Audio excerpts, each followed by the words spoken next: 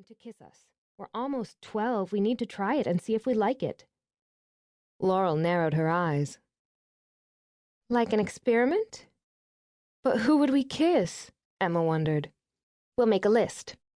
Parker rolled across the bed to grab her newest notebook from her nightstand. This one featured a pair of pink toe shoes on the cover. We'll write down all the boys we know, then which ones we think might be okay to kiss, and why or why not. That doesn't really sound romantic. Parker gave Emma a small smile. We have to start somewhere, and lists always help. Now, I don't think we can use relatives, I mean like Dell, she said, speaking of her brother, or either of Emma's brothers, besides Emma's brothers are way too old.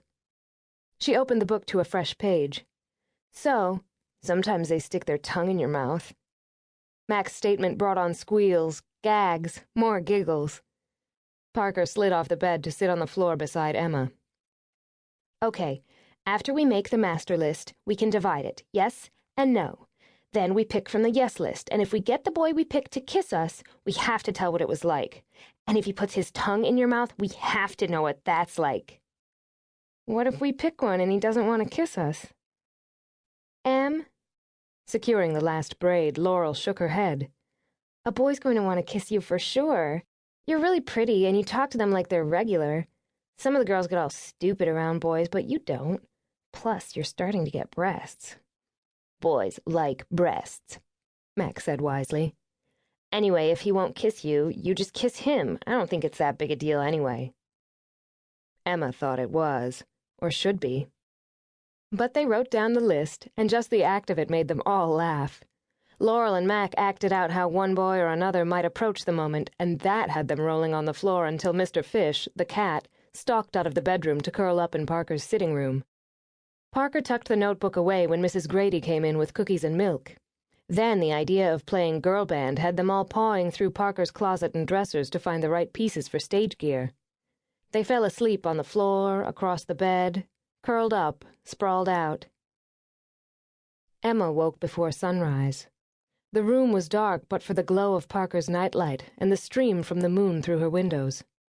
Someone had covered her with a light blanket and tucked a pillow under her head. Someone always did when they had sleepovers. The moonlight drew her, and, half dreaming still, she walked to the terrace doors and out. Cool air, scented by roses, brushed her cheeks. She looked out over the silver-edged gardens where spring lived in soft colors, sweet shapes. She could almost hear the music, almost see herself dancing among the roses and azaleas, the peonies that still held their petals and perfume in tight balls. She could almost see the shape of her partner, the one who spun her in the dance. The waltz, she thought with a sigh. It should be a waltz, like in a storybook. That was romance, she thought, and closed her eyes to breathe in the night air. One day, she promised herself, she'd know what it was like. Chapter 1.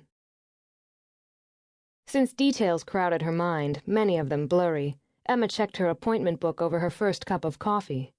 The back-to-back consults gave her nearly as much of a boost as the strong, sweet coffee. Basking in it, she leaned back in the chair in her cozy office to read over the side notes she'd added to each client. In her experience, the personality of the couple, or often, more accurately, the bride, helped her determine the tone of the consult, the direction they'd pursue. To Emma's way of thinking, flowers were the heart of a wedding. Whether they were elegant or fun, elaborate or simple, the flowers were the romance. It was her job to give the client all the heart and romance they desired. She sighed, stretched, then smiled at the vase of petite roses on her desk. Spring, she thought, was the best. The wedding season kicked into high gear, which meant busy days and long nights designing, arranging, creating not only for this spring's weddings, but also next. She loved the continuity as much as the work itself. That's what Vows had given her and her 3 best friends. Continuity, rewarding work, and that sense of personal accomplishment. And she got to play with flowers, live with flowers, practically swim in flowers every day. Thoughtfully, she examined her hands and the little nicks and tiny cuts. Some days she thought of them as battle scars, and others as medals of honor. This morning